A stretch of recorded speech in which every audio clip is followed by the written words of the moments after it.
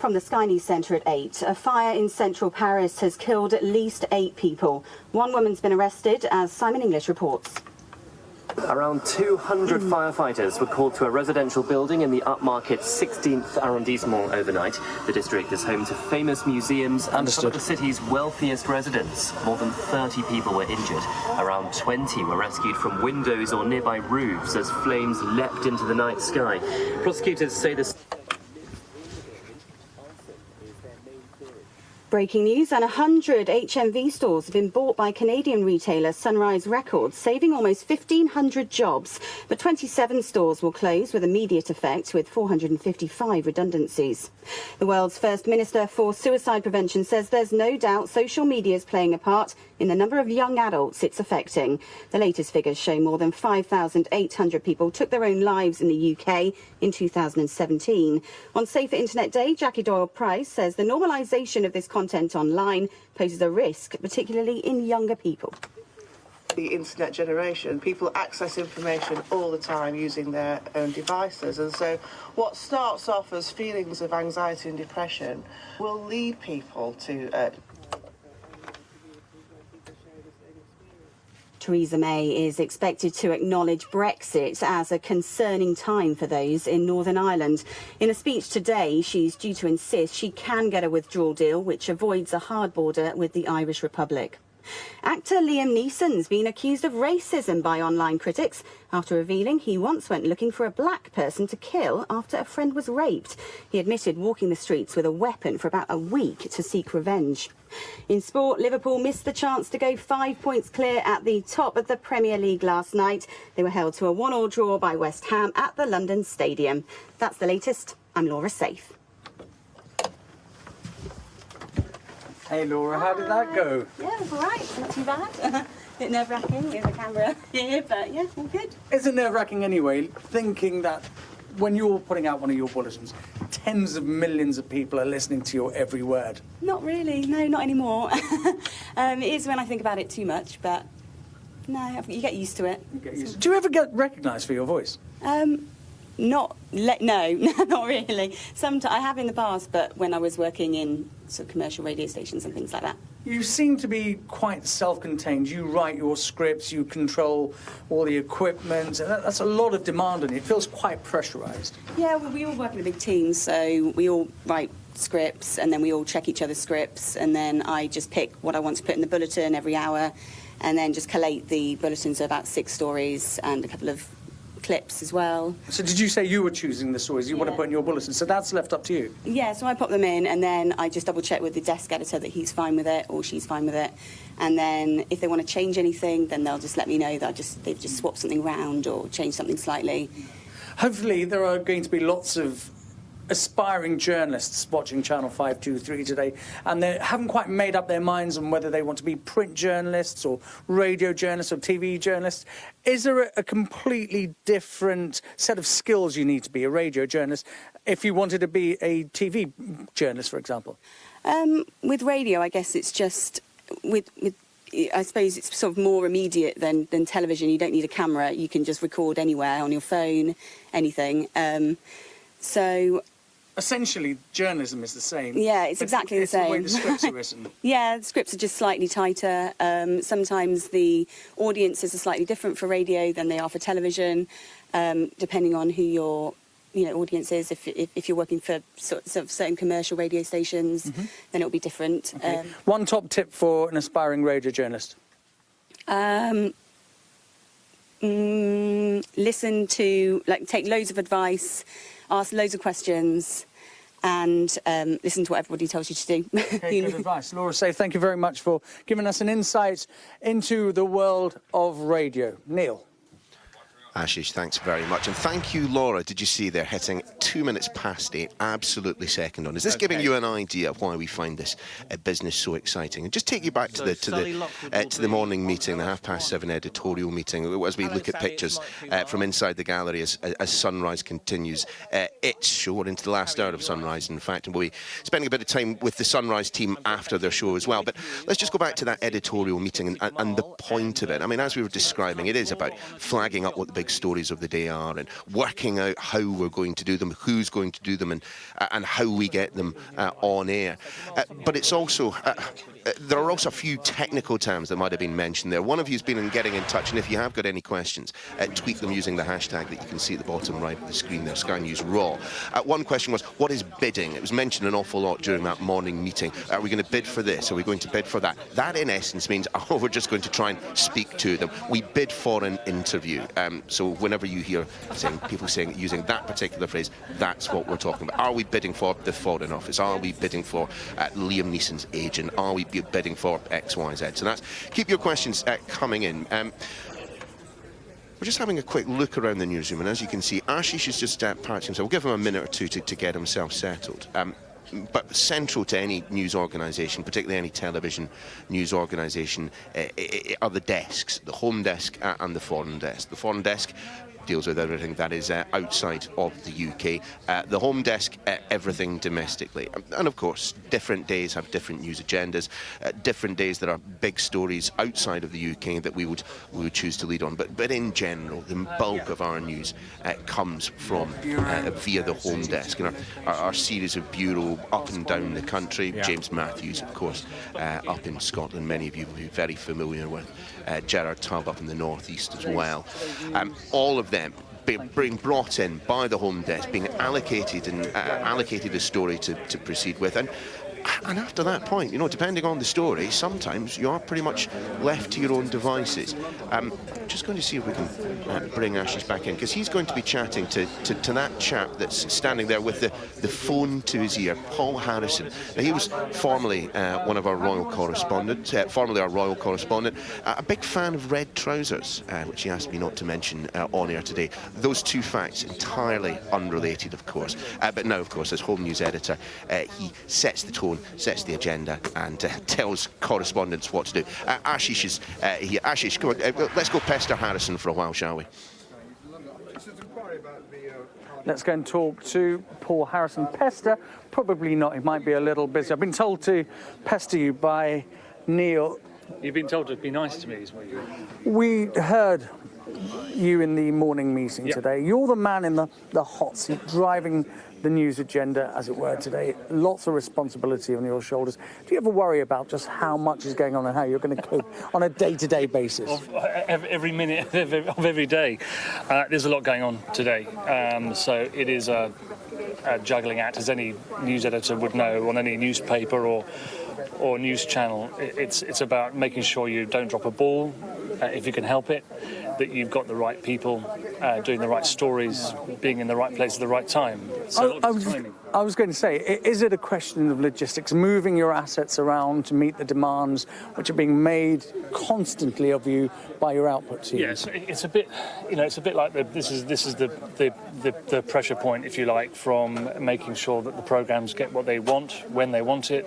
That we're not forgetting that there are other things that are required from the reporters, the camera crews, engineers, because the planning are looking at tomorrow. So I've got pressures for tomorrow, the day after tomorrow, the pressures for now, and so it's about trying to make sure everyone gets a decent bite of the cherry. Obviously, the focus has to be principally on today, because we're having to do the news now. We're having to react to stuff that we don't know about. Obviously, we're doing the things that we do know about, but things will happen through the day, and we've got to be on top of that. What our viewers will know is that you are a correspondent, a legion, an army of fans, a royal correspondent, travel the world. How different does it feel to be here? And does that give you a completely different skill set? You understand the pressures on your teams out in the field. Is that what you bring to this job?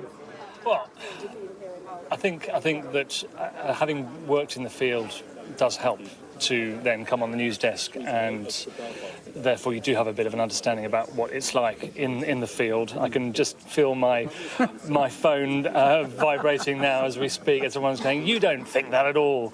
But actually, having been on air before for around sort of 12, 13, 14 years or so, you do understand the kind of pressures, the demands. Obviously, they are different now. I think the demands are greater now, so you have to bear that in mind because of all the platforms that you have to provide for. It's not just telly, it's mobile, it's online, it's radio. And so there are a great number of pressures on not just the reporters. You have to remember that behind the reporters and the correspondents, there is a team of cameras, engineers. It's a massive team effort, and you've got to make sure everyone doesn't get run ragged. I'm going to go and talk to one of your colleagues in a minute, but just before we go, I'm sure lots of people want to know is, do you miss being out in the field? Do you like being on a news desk? I do, especially on days like today when it's raining. And I'm sure all of your correspondents out in the field who are standing under a cloud will thank you for that. It's just worth mentioning, of course, the other reason that I came off air is that I have to leave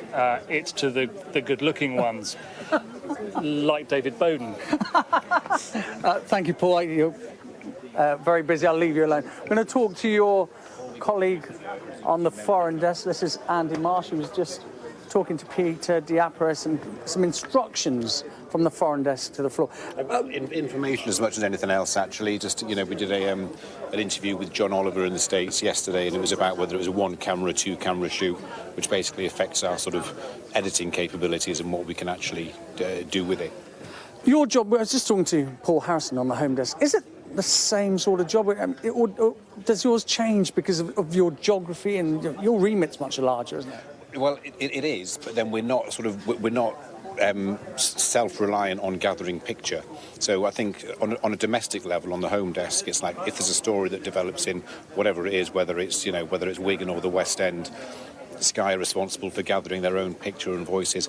We do deploy on such as Venezuela. We've deployed on I mean, there are two classic examples today. Venezuela, we've got two teams deployed on that, which we will gather our own material, but we also have sort of partnerships with broadcasters over there and agencies, and that sort of supplements, because obviously we can't get everything on such a wide scale. And then the other sort of headline story today is the fire in Paris, which we've sort of taken a active decision not to go at the moment, because it's a straightforward sort of tragic event.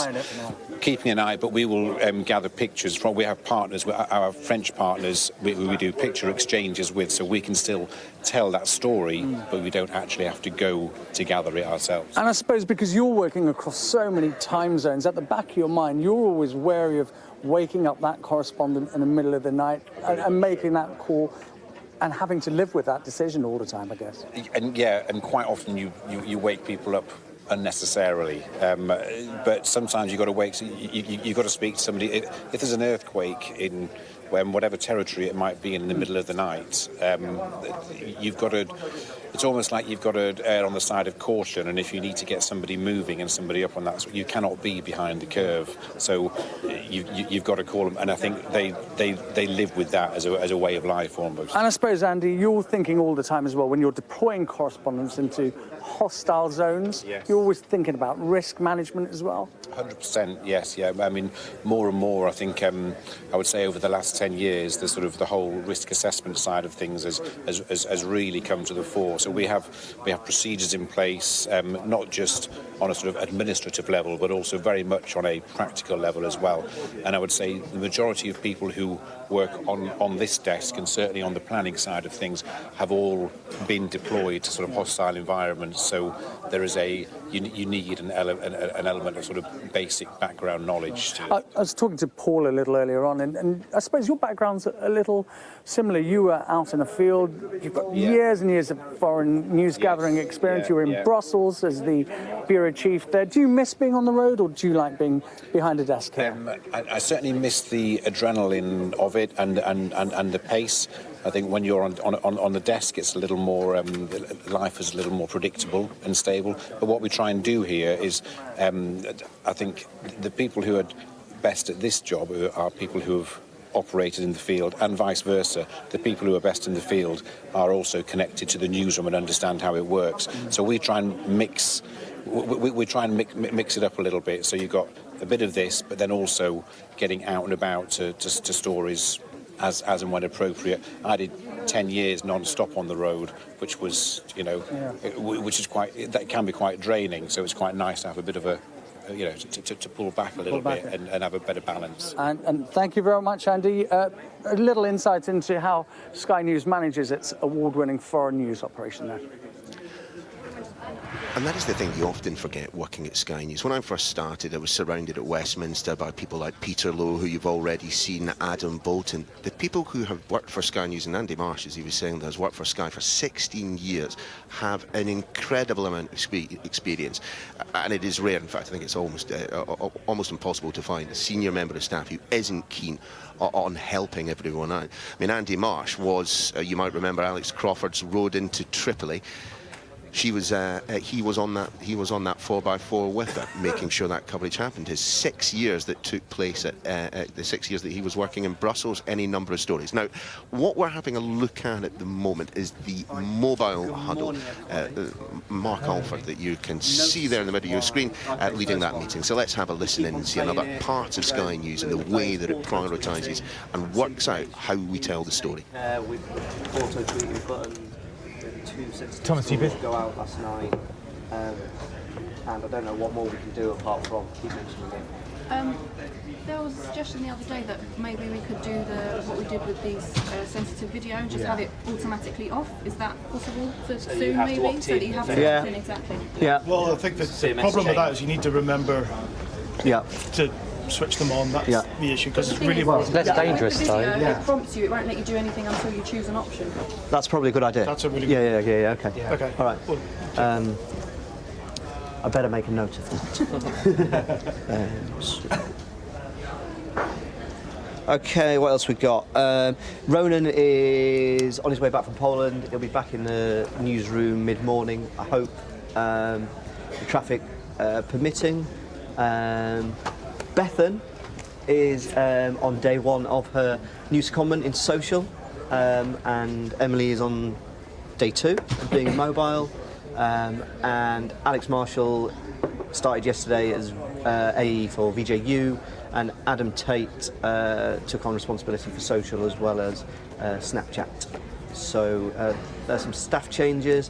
Reminder on clarity, we've got a bit of Brexit news today with Ireland, so let's make sure that we explain in copy the backstop and Article 50, withdrawal agreement and all that sort of shebang. Connor, we got the jargon explainer up. Thank you. And then for those who weren't around yesterday, we had a bit of good, Alan had a bit of good news. We hit the 1 million subscribers mark on YouTube, so please take a look at our content on there. I think the ones to call out, especially at the moment, Charlie's brilliant asexuality piece. Have a look at that, and if you like it, share it. And Hannah's done a nice piece on vegans doing Veganuary. Have I said that right? I think it's Veganuary. There's also a good playlist of the best of Sky News over the years. So if you want to nominate your favourite package. Speak louder so everyone can hear you. Oh yeah, you need to talk up. There's a great playlist of Sky News 30 best of, and Divider, of course, is there as well. So well worth pushing. Is it still Mosul Snatch Squads at the top? Yeah, I think it probably is. Snatch Squad and Mexico Narco State. Yeah. Okay. Most popular story yesterday was the Salah plane discovery again. We're pulling out of Guernsey today, but obviously if you see anything on any rivals or any social media, flag it to the home desk because it's doing rather well for us, so we need to keep across that. Anwar, over to you. Okay, I'll start with Salah. We'll obviously keep an eye on Salah, and then Brexit. Theresa May is going to Northern Ireland today. She'll make a speech at 12 o'clock.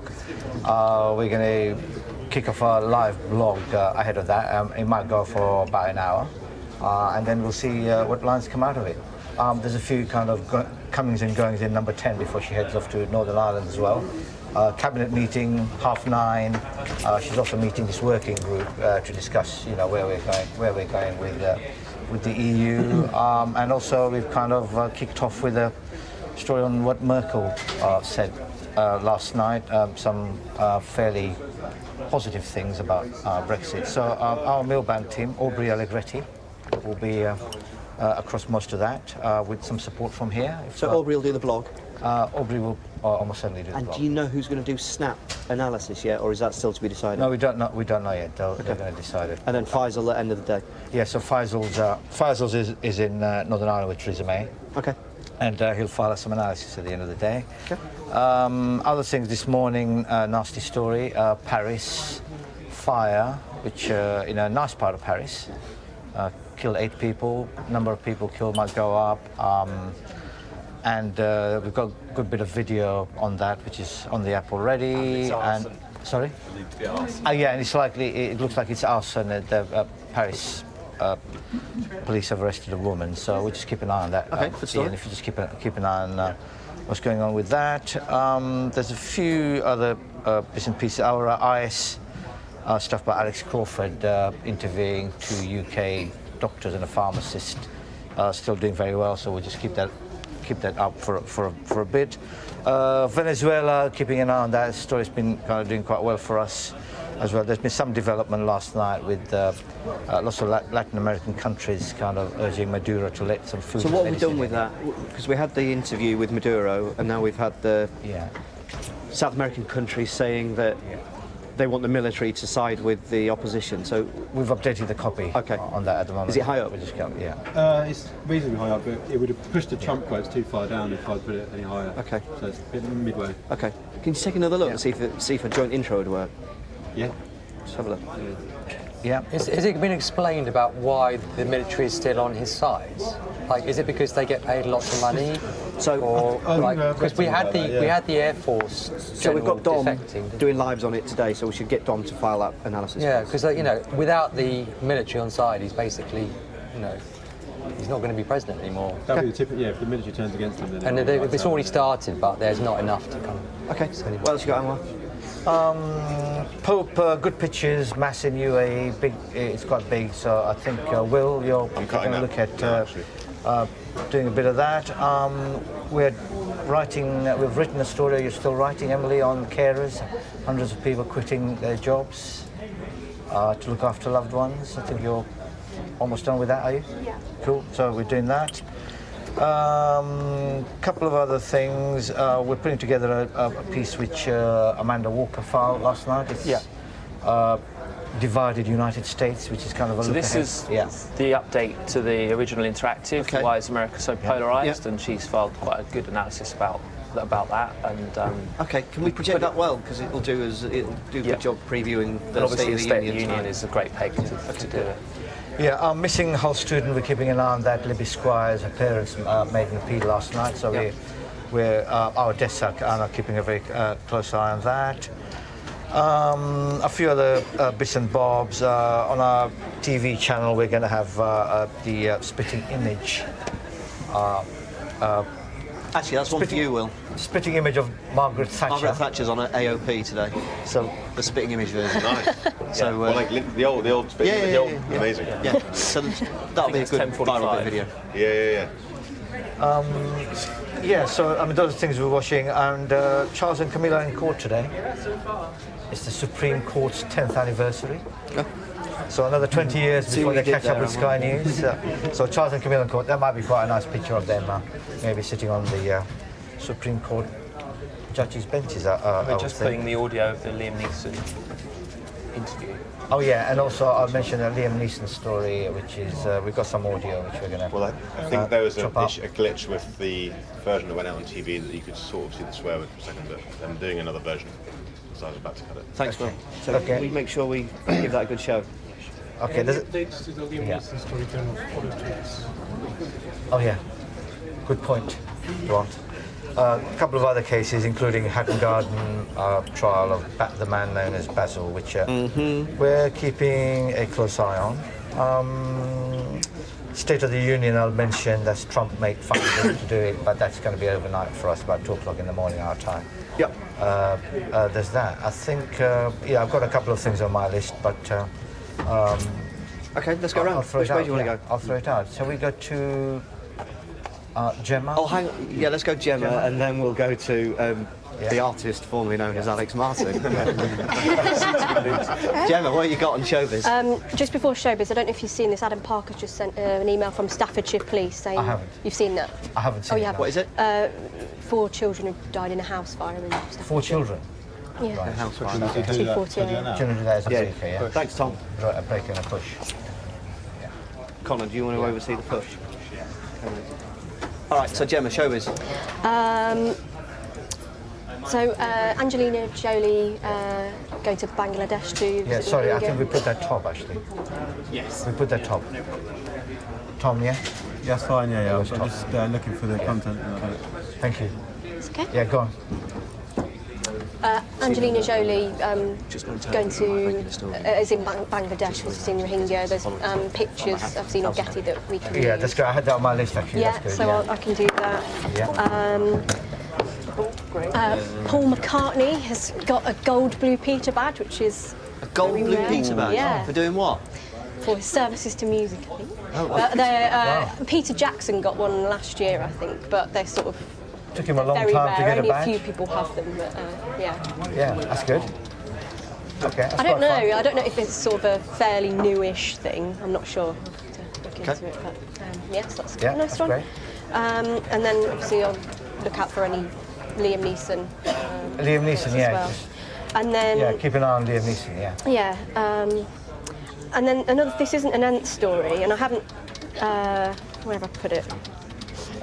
I haven't actually seen this anywhere. I've just seen it on Twitter. I haven't had a look to see if anyone had reported on it, but it's quite an unusual one. This. Let me find it on Twitter. A woman who had a brain tumour. She's tweeted saying, "I sent my brain tumour to Antarctica, and this is now my favourite photo of all time." And Well, she actually it sent looks her like brain tumour. this woman, so a woman here called Ariel Waldman, who says she's a NASA advisor on Twitter, Yeah.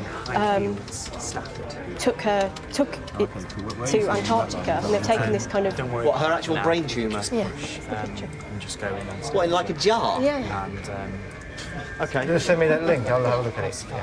I mean, It's just a really sort of. that's extraordinary Yeah. on so many levels. And the pictures. Yeah. Okay, I reckon that should be on the list. Okay, so dressed for the job that he wants, not the one he's got. It's science and tech reporter. Thanks, Mark. I was at NATO HQ in Brussels and a military base in Mons yesterday. What you're looking at the moment is the mobile team. You'll have heard just during that discussion that a story got mentioned that there's been a house fire, fatalities, and then there was mention of what's known as a push notification. Get your mobile phone out and just have it close to hand. In the next few seconds, what you will get is that notification sent straight to your phone. We tend to do this only with really significant bits of news or, set piece events. It's not something that we try. We certainly get rather annoyed if your phone were buzzing all day long. But let's just see if we can just have a little listen in and see if we're getting close to the point of it being sent. we just need breaking images as well. House fire in Staffordshire. Follows on from the duty of care. Children dead in blaze, 8 children died in Staffordshire house fire. Yeah, that's good. So that was a mail splash. 4 children DCS died, didn't house release fire it under still here, embargo. that's fine. The mail splash prominently features the minister. I'm not sure where they got it from. Sunrise is doing it. I don't know if he wants to hold back and wait to check against delivery when the speech is given, or if we should just Yeah, I'm happy get out. Okay. Study was published in Nature Astronomy reveals the Milky Way is a tad twisted. The embargo on that lifted yesterday, but our readers haven't seen it, and pictures from it. in a house fire. And additionally, Roland Manthorpe had a sit down with Marguerite Vestager. That VT went at 6 o'clock this morning. His files, you can get that details. Talking about digital journalism. Are you going to look out for that? Yeah. Cool. Good pick. Can you just check your intro? Yeah, I mean, a lot of journalists lost their jobs. That's great. Thank you, mate. Okay, so you're doing the nature stuff first, right? No, I'm going to do the Margaret James stuff first. Okay. And if you've got your mobile phone to hand, you'll have just had a notification that says that gives you the information about that house fire in Staffordshire. So that is how quickly that we can operate here. Literally in that meeting that you were watching there, a news story drops. A news story found a bit of information. I think it was from one of the wire services. Decisions taken to get it out there as soon as possible, and that little link will take you to a holding page of the website where soon there'll be more information. Just had a question from Imran asking just how many meetings there are that take place through the today. There are quite a few. You might have heard a little bit of a giggle from colleagues in this alternative gallery here. Story meetings essentially at 7:30, 9:30 and 3 o'clock. Planning meetings looking forward to coverage later in the day and days to come. Those take place around 10:15, 3:30, 5:15, and the digital huddle that you've seen. It's on this kind of mobile-only get-together. That's at 8:15 and at 2:30. So plenty of meetings that take place through the day. I mean, in general, back in my days as a reporter, we weren't really welcomed with open arms into those morning meetings, because in essence that's where some of your colleagues talk about how you did the day before and whether or not you were going to get a decent story that day. So of course I made a point of showing up to them from time to time. That led to one of the characters that you've seen on screen earlier, Paul Harrison, former royal correspondent, currently Home News editor. He can do a remarkable impersonation of our head of news, John Riley, who we'll be speaking to a little bit later on today, and he has used it on 5 separate occasions to play tricks on me. We might be getting our own back today, Paul. In Thailand, a lorry overturned and unleashed 80,000 cans of beer into the street.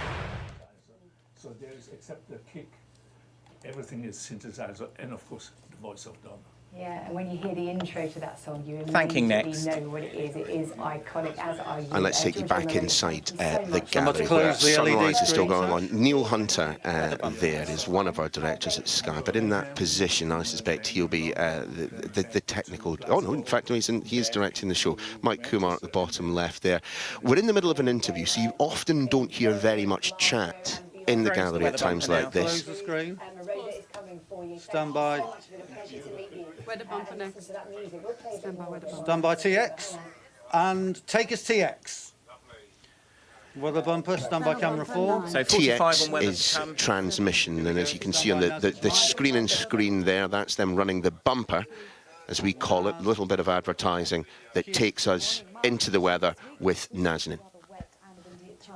Today will be no exception, although to begin with, But whilst the weather is going on in the VR screen area of Studio 6, as you can see, Sarah Jane still talking to the guests that we've had in the studio. Basically, it is just easier from a practical point of view to keep your guests sitting down before you get them out of the studio. Otherwise, they have an alarming tendency to walk in front of cameras, which galleries, particularly directors, don't like very much. 20 TX. Will become dry and brighter. Meanwhile, there will be sunshine for a time before it becomes cloudy 15. across the Midlands, central, southern and eastern England. As I said, across eastern areas it will stay 10, for much of 9, this afternoon. 8, 7, 6, 5, 4, 3, 2, 1. And take us TX. And we're on a bumper and a break. Thanks, Naz. Actually, 3 give me minutes 55 there. on this. Let's get some photos. Yeah. Mind. Stand up. You go, stand up. Story 114 needs Hello. Take the PS5 away from you now instead of grabbing buttons. No worries. Lovely. And in a microcosm, that is what goes on in the gallery from day to day. We have at times that we're supposed to try and hit the brakes. That often doesn't happen because of news or items overrunning. But timing is everything. There is a set point at which we have to come off here unless there is breaking news, and we do what's known as dropping the brake. Sometimes we also crash the brake. That's why a big braking event takes place, or there's a big live event that takes place, and we want to get to it, but unfortunately we're on the commercial break. We will crash into it. I'll do it. It's all pretty much seat the pants stuff, but again, that's what makes it so much fun. Just a little disco move. So what's your favourite disco move? This one. Yeah, okay, we'll do that one. Ready? Okay. Yeah. 3, 2, 1, keep going. Let's go. Become famous. Perfect. There you go, look. Woo, perfect. And if you want to find out what Sarah Jane was up to there, just check one of our many social media channels. You'll find it there in about 30 seconds or so, I would Thank you imagine. so much. It was so good to meet you. Good luck. See you in Manchester. Oh, what good fun. And that, for people of a certain age, is Giorgio Moroder, I've just realised. You get Giorgio Moroder in on the day that I'm not working on Sunrise. Fantastic. Thanks. She knows, because she's mic'd me up. Good Yeah. fun. That was great. And then 118 Tash needs coding as well. It'll be a map. Well, as we watch Giorgio Moroder leave the studio, let's return to Ashish Joshi. Now, where are you now, Ashish? That looks like a very relaxing cafe area. So he. It is a basically relaxing doesn't cafe think area. It's the this is a bistro. bad thing, I'm that on people come out and the second floor make outside the prejudices. newsroom. I'm going to So it's hand you not straight necessarily over what you would to expect. Adam J and his output team. They're deciding what stories are going to go to air, how they're going to be treated, and what correspondence to attach to those stories. So you can tune in now. So it's already been sorted. We've got the clip. Great. Okay, so that's presumably the bit that has been legal to go out, and we will stick with that. Again, that's Maz looking after that. John Bond's going to Wilmslow, so he'll be down the line. Okay. There is a possible story we will cover. I think 4 or 5 paedophile hunters arrested in Leeds overnight for false detention, false imprisonment. Mark White's going to look at that because he's done a big piece on it last year that we can use bits and pieces of. We will see where that goes, whether or not. We will speak to him, and then Jess is going to look after all of this. What we might do is have, so Ashish and Katie are looking after the Raw channel when it's on air. When either of them aren't on air, we might get them to come and talk to you and explain exactly what's going on. There are also a couple of pieces running from Roland Manthorpe and specifically referred to Sky News Raw. The Manthorpe one can kind of run by itself. It's more on news funding, a better look at the newspaper industry and how it hasn't translated to digital. So that's more to do with the 7 o'clock special that they did last night. Yes. Okie doke. Then there are a couple of nice pieces that started running last night that we will carry on running. One is the ISIS prisoners, Alex Crawford's piece. Oh, yeah. Written to Irish nationals who claim to be innocent and want help from their governments. And there is George Mitchell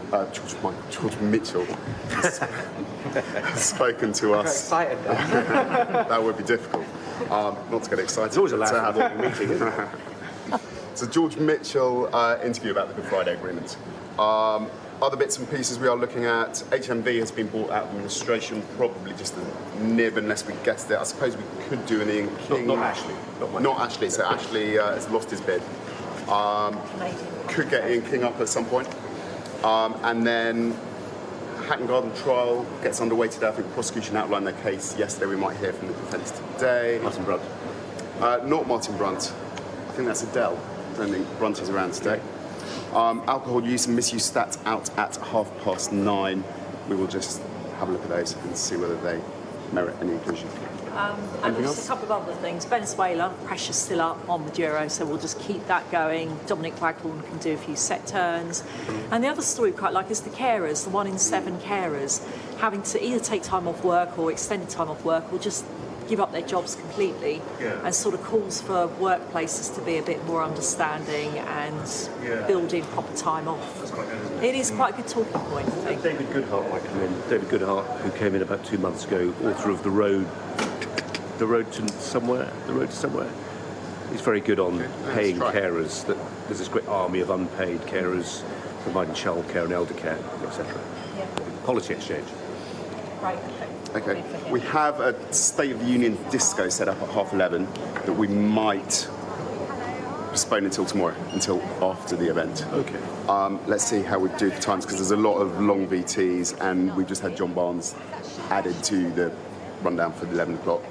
So let's see how we stand for time. But, I mean, if we get David Goodhart, we could slot him in as a single guest instead of that disco. I feel arguably you could just do that tomorrow. You could just move it to All right, and there is a fake news disco at 12:30 as well. The Thatcher puppet, the spitting image puppet, might make a nice nib in the bulletin. It's on AOP. And we can fair deal vegetables. They'll have what we're Great. Oh, and Lucy, did you want to mention the vase story as well? There's a lovely story this morning about a lady who's discovered a vase in her attic, and it's been sold for £600,000. Needless to say, it's come through a relation who was given it by somebody in China who had a link to a Chinese emperor. So where is she in the UK? I believe the lady who had it doesn't want to be named, but it was in the UK, and it's gathering dust. Fantastic. Worth a fortune. The auction house, and Right. hopefully some people come back. We'll try and get on, because I think the afternoon we're interested as well. So we'll see what they come back with and see when we can get them on. Bit fun. Bit of light and colour. Yeah. Lovely. Right, anybody got anything else? The philanthropists the physics graduate. Yes. 100 million quid. All right, he's got a billion, but 100 million quid's still a lot of money to give away, isn't it? Yeah, it's been in going through Cambridge, I think, and through his company. Okay. All right. All right, thank you.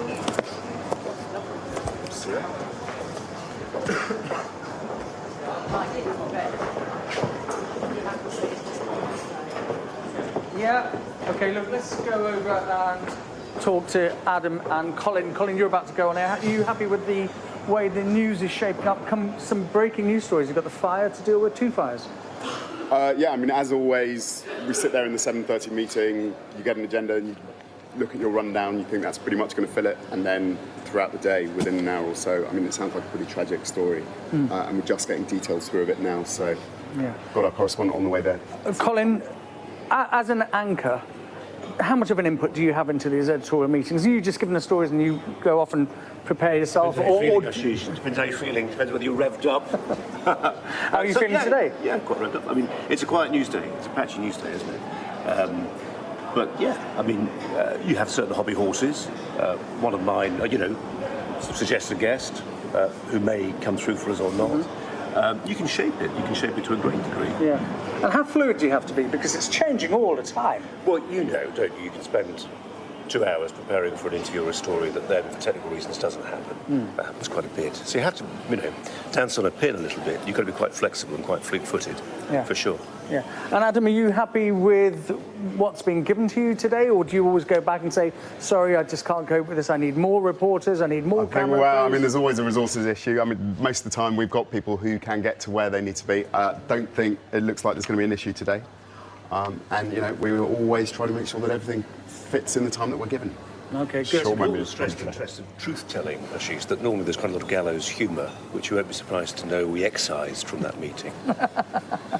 I thought that was quite a tame meeting, actually. I was quite surprised. But hey, look, good luck. We'll be speaking to you as you prepare to go on air and while you're on air as well. And Adam, good luck with your news gathering and your programme and your outputs today. We are going to go back into the newsroom in a little while to talk to the head of Sky News, John Riley. That should be an interesting interview. One for you to mind your P's and Q's on, definitely, Ashish. We're straight back into the newsroom. A number of meetings, of course, taking place across the organisation, as much as anything else, just to make sure that we're all singing from the same hymn sheet, that we know the stories that we want to hit. But as you've also heard, and you've probably also seen as we've moved through those meetings, there has already been an evolution to the news. Stories have cropped up that weren't there when we sat down at 7:30. There are all now being busily added to rundowns. Correspondents who weren't assigned to stories are already getting into their cars and heading out on the road. And a little later on, in fact, on Sky News Raw, we'll be following around Sally Lockwood as she covers a story from start to finish. We're entering into the last kind of 20 minutes of Sunrise. I mean, that is a shift and a half for the people that work on that programme. I mean, I wake up at around about 2:30, and I'm generally off at 3:30. The team have been in before midnight. That doesn't mean that eyes get taken off the ball. Certainly we always meet, and in fact we'll be showing you a little bit of it afterwards, a little debrief huddle in the same place as the outfit team was just meeting to plan ahead for Colin's show. Given we just mentioned Colin, I mean, there is a man who is, the consummate presenter. He's intelligent, he's smart, he's eloquent and unflappable, which I have to say I think is probably the quality that you need most to do the job that he does. He was formerly, of course, a correspondent, a reporter out in the field, worked as a Europe correspondent for an extended period of time. And that does play into it. Don't have to have been a reporter to be a presenter, but sometimes it helps. Mike Bradbury there, news editing on the home desk once again. Now, final preparations are being made as we move from this building down to Westminster for all-out politics. It's been a huge priority, of course, in the lead up to that 2016 referendum and in the aftermath, that we give as much resource as we can to our politics programmes and indeed our politics department. You can just see over the camera there Adam Bolton, our editor-at-large, busily prepping for the show. He also generally tends to have a little quick chat with Sarah Jane on Sunrise, a little throw-ahead, as we call it, a little tease to the programme. Not sure if that's happening today. Sometimes it gets dropped. With members of the public, so you this is the man who will be Go in the gallery running then. the next show from Check 9 you're o'clock. happy. Here's Wisby. And make sure I'm logged in. And for a variety of reasons that I won't bore you with, we use a different gallery for the programme from Westminster than the gallery that we are currently using for Sunrise. So there's a bit of technical jiggery-pokery that needs to take place and a few seats that need to be moved.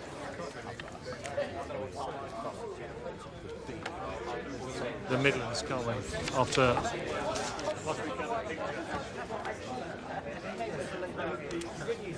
Do keep your questions coming in. Chris Houston, who in fact I know, has emailed in asking, how do you deal with reading the auto cue whilst you've got all those voices in your ear? Do you know what?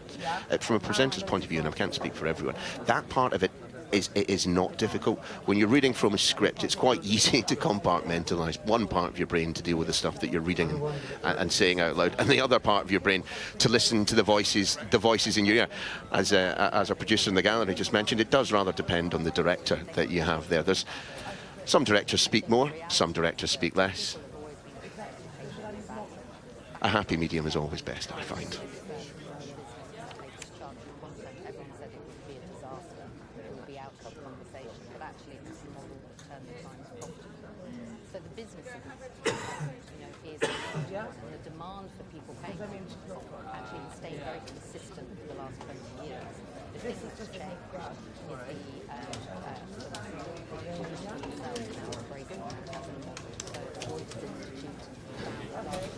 And Ashish is in the newsroom once again. Ashish, where are you now? I think you were mentioning you're going to be talking to our head of news, John Riley. Been head of news since when? 2006, John Riley took over as head of Sky News. He's been here much longer than that, of course, and even longer in television. Look, this is the newsroom. It's quite quiet at the moment. Everyone's busy after their morning meetings, deciding what they have to do. And on this side of the newsroom, just to give you a sense of the geography, looking out across at all of this. In this office, first thing you notice, no walls, no doors. This is John Riley behind his desk, hard at work. Good morning, John. Hi, good morning. How are you? I'm very good. Good. Yeah. Look, one of the first things that has to be asked is, when you announced this idea of Sky News Raw, it was met with incredulity. It was just, why on earth would you let so many cameras into a working news environment? Why are you doing this, John? We decided today to let the cameras in behind the scenes in our control rooms and our meeting rooms and the newsroom to talk to people and see how we work, because I feel very strongly that it's important that news organisations are transparent about the decisions they take. I'm keen that we demonstrate that we're a group of people who come to work non-stop, 24/7, to try and make stories that are significant and relevant to our audiences without any particular agenda. Our aim is to offer and produce world-class independent news. And I think it's good to try and knock down the barriers.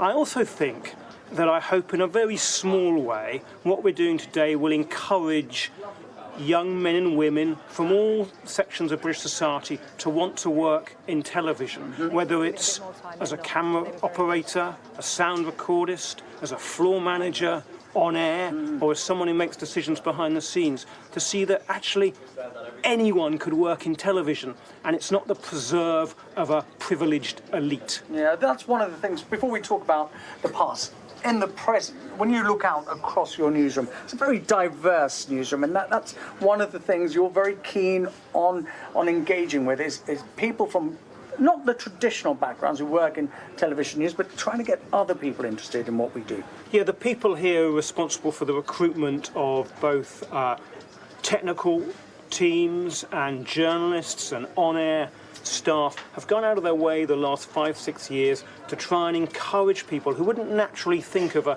career in television to think about it, because it's great fun. I mean, like all jobs, it has its ups and downs, but it's great fun, and you get to work on some really exciting projects, both in front of the camera and behind the camera. And remember as well, Sky News is now a multi-product news organisation, so there's opportunities in radio and opportunities, of course, in digital journalism. Yeah, you were talking about transparency. I guess, as the head of Sky News, that's one of your biggest challenges, is to restore trust in journalism and restore trust in media, not just in Sky News, but media in general. Yeah, I take issue a bit with your word restore. I mean, I've been lucky enough to have worked on the BBC 9 o'clock news, as it was then, 30 years ago, on News at 10 in the days of Trevor McDonald and even Alistair Burnett, and here for a very long time. I think broadcast news has a very strong track record of offering accurate news and current affairs. So I don't think it's an issue of restoring trust. I think the mainstream broadcasters have a very strong record of offering the British public and international audiences, in our case, accurate, impartial news. So I think it's a question of restoration. How do you convince people that Sky News, other news organisations in this country are to be trusted? Because we've seen, with the advent of Trump and America and what's happening there, fake news. We didn't even talk about fake news 5 years ago. Suddenly it's on everyone's lips. Is that one of your biggest challenges? Yeah, it's a challenge, but it's always a challenge to ensure, as I said earlier, I guess, that we are really rigorous in our journalism. And I don't think, some organisations have hired fact checkers and all that. I think it's about employing men and women who are very focused on pursuing the truth, very focused on getting the facts right. Accurate news is about checking information and getting the facts right. And if you're not sure about something, don't broadcast it, don't publish it. Get the facts right. And it may take a while to confirm a story, or if you're not sure about the entire validity of a story as it's developing, tell your audiences what you do know and you're 100% sure and what you're not entirely sure about. Be straight and honest and transparent with them. Sure. I suppose so much has changed while you've been a journalist, but Sky has always been one of those organisations with a reputation for being first and fast. Has that changed with the advent of social media? Is that still our raison d'etre? Do we still pay more attention to breaking news because that's what the public tunes into Sky News for? Or can we beat Twitter? Can we beat the other social media platforms? Well, we can beat them by breaking news. We can beat them by being right. So on Saturday, for instance, our city editor, Mark Kleinman, broke the story that Nissan was no longer going to carry on with the production of its new model of car in Sunderland. A big story with very significant repercussions for the northeast of England and beyond. Sky News, I guess, has changed a little bit. It's no longer just about straps across the bottom of the screen. We employ a number of specialists, our political team, our foreign affairs team. We have a lot of bureaus around the world in business and economics, as I've mentioned, and in science and technology. And we expect them to find out what's going on and reveal stories, come up with original, distinct journalism. So Sky is still about big coverage of big breaking news events, terrible things like the Grenfell fire that you were involved in that morning. But it's also about offering original, distinct journalism. And I think one can outdo the likes of Twitter. All right, look, I'm running out of time. There's so many questions I wanted to ask you. First of all, in your years at Sky News, your top 3 stories that you've been involved in?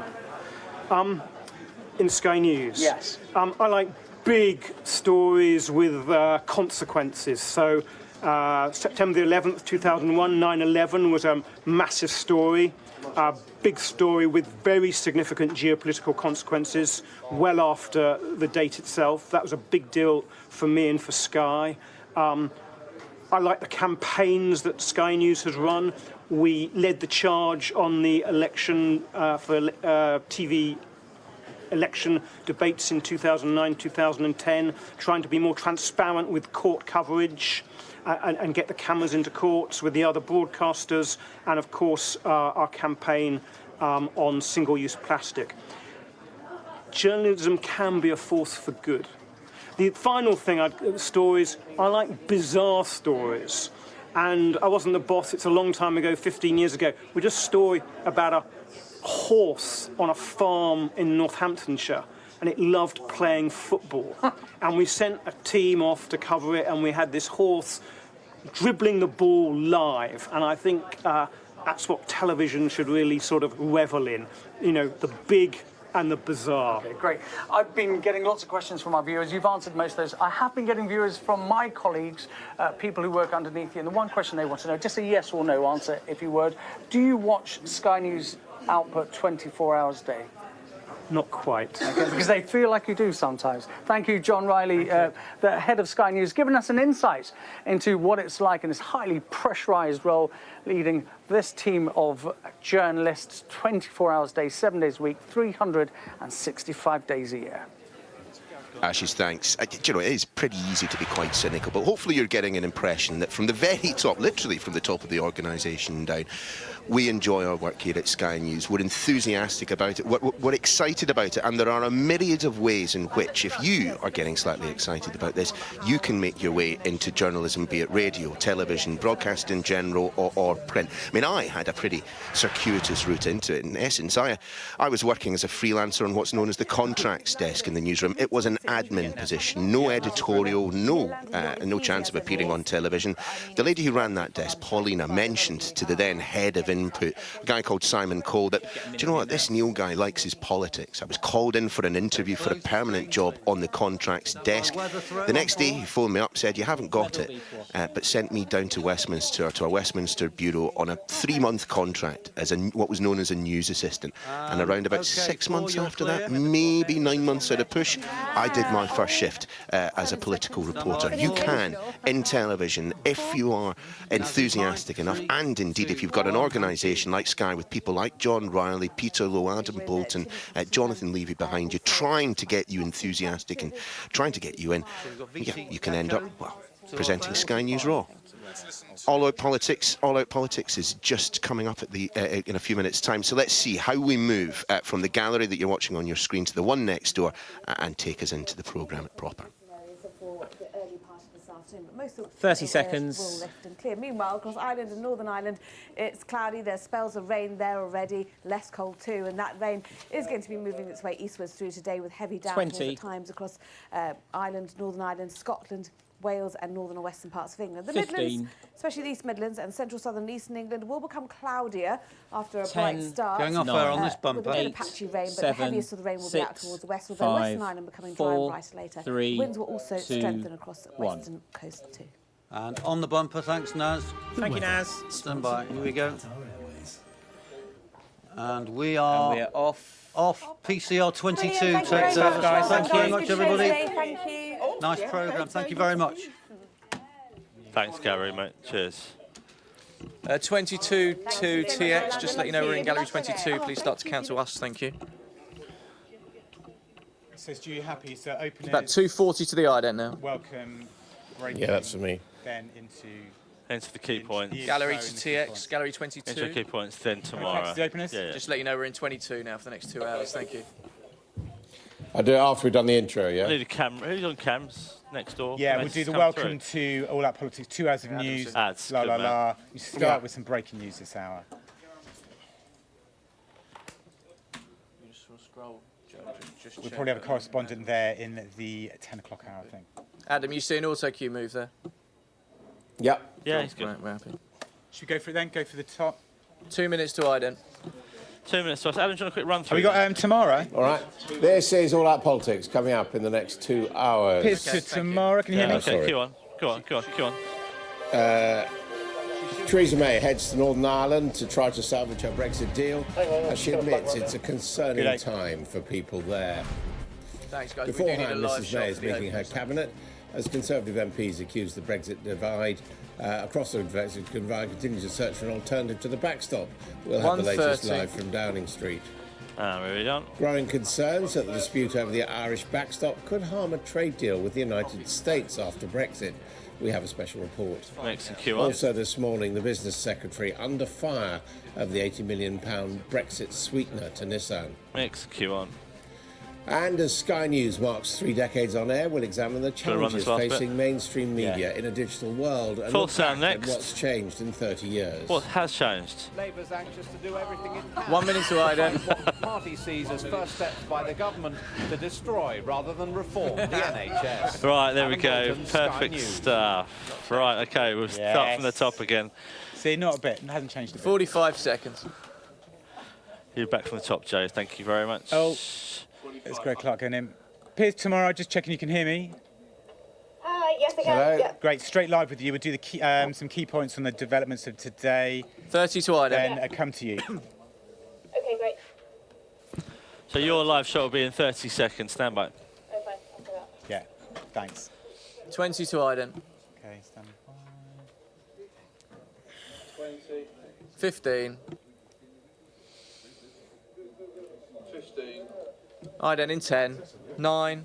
8. 7. So 6. stand by, Adam. 5 20 seconds. to us. 4. 3. 2. 1. On the Iden. Iden is away. He's watching there, please, on cam.